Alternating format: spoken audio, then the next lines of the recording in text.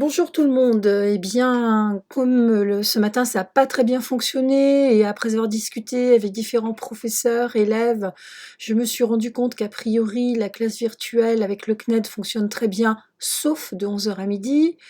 Que d'autre part, apparemment, il y a un certain nombre d'élèves qui trouvent que la charge de travail est trop élevée et je veux bien croire, hein, parce que je suis pas sûre que tous on ait une idée bien précise de la charge de travail qui s'accumule pour vous chaque jour. J'ai donc décidé de vous proposer une nouvelle organisation allégée. Une classe virtuelle chaque lundi à 10 heures, c'est sur votre heure normale d'emploi du temps. Donc une seule, c'est à ce moment-là. Avec le même lien pour le moment qui a priori devrait bien fonctionner parce que j'ai déjà vu avec les classes de seconde à cette heure-là, j'ai pas eu de soucis jusqu'à présent. Chaque lundi, chaque jeudi, je vous remets une vidéo commentée comme celle-ci sur le chapitre qui est en cours, avec un travail à faire et qui est à remettre chaque lundi. Et on va essayer de ne pas déroger à cela en espérant que ça fonctionne pour les semaines à venir. J'espère pas trop de semaines, hein, bien sûr. Donc nous en étions au chapitre 6, qu'est-ce que la monnaie et comment est-elle créée? Et donc normalement cette partie-là, vous en avez lu la correction.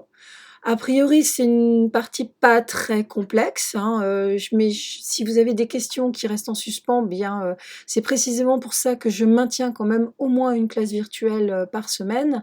Je rappelle qu'il y a également la messagerie Slack. Si vous n'y êtes pas encore, eh bien, faites-moi signe pour que je vous invite. C'est quand même très bien pour communiquer. Là, je crois que j'ai, presque une vingtaine de personnes, hein, qui sont sur la messagerie. Donc n'hésitez pas à me contacter, via guruneslycée@gmail.com. Donc aujourd'hui, ce qui était en question, c'était de savoir qui crée la monnaie. Hem Donc, on commençait par un petit vrai-faux. Les banques ne possèdent pas l'argent.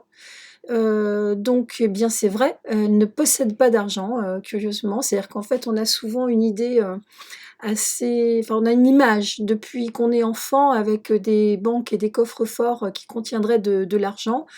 En réalité, il y a très peu d'argent, donc sous forme, comme vous avez appris dans la première partie, sous forme métallique, sous forme de billets, c'est-à-dire la monnaie fiduciaire.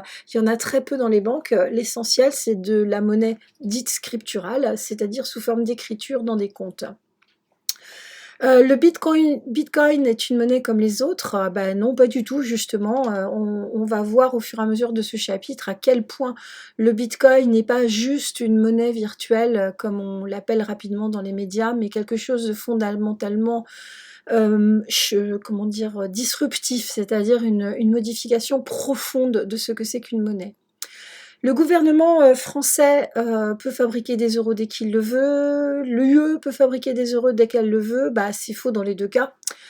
C'est justement ce qui est en question aujourd'hui, là où on va comprendre qu'on va avoir besoin de beaucoup d'euros dans les mois à venir et donc vous voyez que ce chapitre est au cœur de l'actualité. Il faut que la banque ait d'abord l'argent en réserve avant de le prêter, c'est faux. Là encore, on va voir que non dans ce chapitre. Moins de 10 de la monnaie en circulation dans l'économie est constituée de billets et de pièces. Eh bien, c'est tout à fait vrai. Le reste, c'est de la monnaie d'écriture, de la monnaie scripturale et c'est ce qui rend la création monétaire possible. La monnaie d'un compte bancaire, c'est de la monnaie scripturale, tout à fait vrai, et 50 de la monnaie que nous utilisons en France, c'est de la monnaie scripturale, c'est tout à fait vrai. Alors, l'exercice qui suivait reposait sur, le visionnage d'une vidéo, vous en retrouverez, le lien, un peu partout sur votre dossier et cetera. En réalité, donc il s'agit juste du script, hein, de la vidéo. Donc je vais pas vous lire, la totalité, de ce document, hein, je vous laisse, en prendre connaissance dans le fichier PDF que je vous ai adressé en même temps. L'idée donc c'est que, l'essentiel de l'argent dont un banquier dispose, c'est de la monnaie scripturale, donc aujourd'hui c'est toujours le cas. Quand un banquier accorde un crédit, il crée de la monnaie qu'il n'a pas, grâce à une simple écriture. Donc il se passe de la manière suivante, hein. Ma banque donc m'accorde un crédit, ce qui se traduit par l'écriture de la somme de 200 000 euros sur mon crédit à moi, c'est-à-dire ce que je possède pour pouvoir financer mes investissements. Par contre, pour la banque, ça signifie que la banque, elle dispose d'un titre de créance. Ça veut dire que elle possède en quelque sorte un document sur lequel je reconnais lui devoir 200 000 euros. C'est pour ça qu'on met ça à son actif, à ce qu'elle possède. Dans une étape 3, eh bien, cet actif correspond selon le principe toujours de l'égalité comptable. S'il y a un plus de 100 000 ici, il y a forcément un plus de 100 000 du côté de ce que doit la banque. Eh bien, ce qu'elle doit, c'est qu'elle doit me mettre 200 000 euros sur mon compte à moi. Donc pour elle, ça veut dire qu'il y a 200 000 euros du côté de son passif, du côté de ce qu'elle me doit à moi. En étape 4, le bilan de l'entreprise A, c'est-à-dire c'est moi, hein, l'entreprise A, l'entreprise Gurune ES, a à son actif une somme supplémentaire de 200 000 euros. Et puis en dernière étape, donc il y a ce que je possède en tant qu'entreprise, 200 000 euros, mais moi de mon côté dans mon bilan, toujours, vous voyez le principe de l'égalité comptable, il y a un plus de 100 000 ici, mais ça signifie aussi qu'il y a un plus de 100 000 dans les dettes. Voilà le mécanisme de la création monétaire, vous voyez, 200 000 euros qui n'existaient pas et qui se sont tout à coup retrouvés injectés dans l'économie par un système d'écriture comptable. Alors, vous voyez le principe, la banque m'a accordé un crédit, donc à l'entreprise. Ce crédit se conclut par un dépôt dans le bilan de l'entreprise, mais ça peut être la même chose pour un ménage. Et ça veut dire que ça va se retrouver, ça va être dépensé à nouveau parce que je vais acheter par exemple des ordinateurs avec ces 200 000 euros.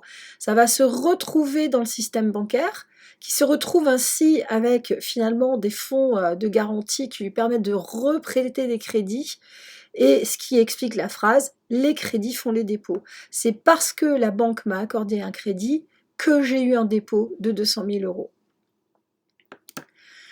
Donc, si on fait le bilan à l'échelle alors macroéconomique, hein, je rappelle que ça signifie que c'est quand je regarde l'économie dans la grandeur nationale, quand je fais l'addition de tous les comportements individuels, ça signifie qu'il y a une somme totale de crédits nouveaux qui crée donc un volume d'argent supplémentaire dans l'économie. Alors, pendant le même temps, il y a des gens qui remboursent leur crédit, et dans ces cas-là, il y a une partie de l'argent qui avait été créé au départ qui va être détruite de cette manière-là. Quand il y a plus de crédits accordés que de crédits remboursés, alors on augmente la quantité de monnaie dans l'économie.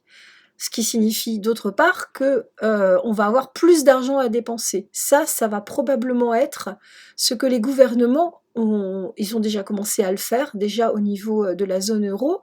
C'est ce qu'ils essayent de faire pour que les gens puissent dépenser davantage d'argent dans les semaines à venir. Par contre, quand il y a autant de crédits accordés que de crédits remboursés, on est dans une stabilité de la masse monétaire. C'est ce que la zone euro a fait depuis la création de l'euro, en essayant justement de garantir cette stabilité.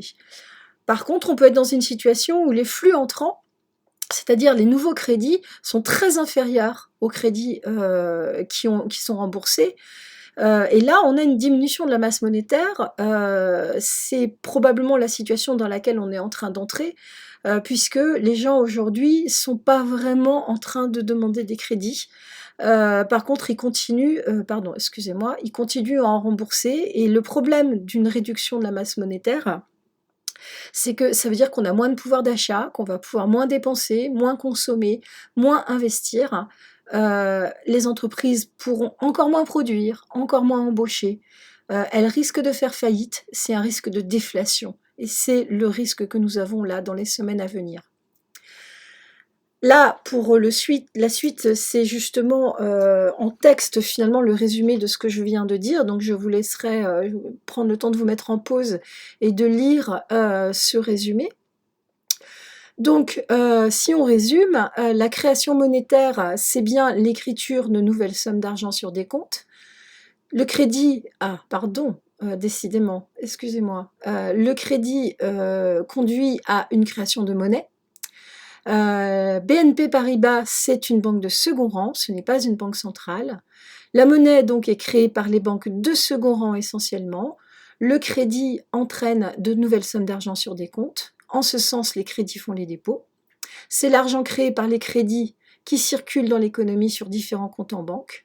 De la même manière, le remboursement d'un crédit conduit à la diminution de la quantité de monnaie en circulation et c'est la banque centrale qui encadre cette production de monnaie.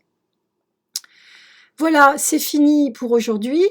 Donc, votre travail pour lundi prochain, lundi 30 mars, vous devez finir de compléter la partie 3 du chapitre 6. Et pour le 6 avril, donc pas lundi dans 4 jours, mais lundi de la semaine d'après, vous devez réaliser l'une des 3 activités à la fin du chapitre 6. Voilà, normalement vous avez ça dans votre PDF du chapitre 6. Si ce n'est pas le cas, je vais vous les mettre en plus dans vos documents partagés. Voilà, eh bien c'est fini et rendez-vous donc de toute façon, prochaine classe virtuelle avec le même lien, on voit si ça fonctionne, lundi 30 mars à 10 h. Au revoir.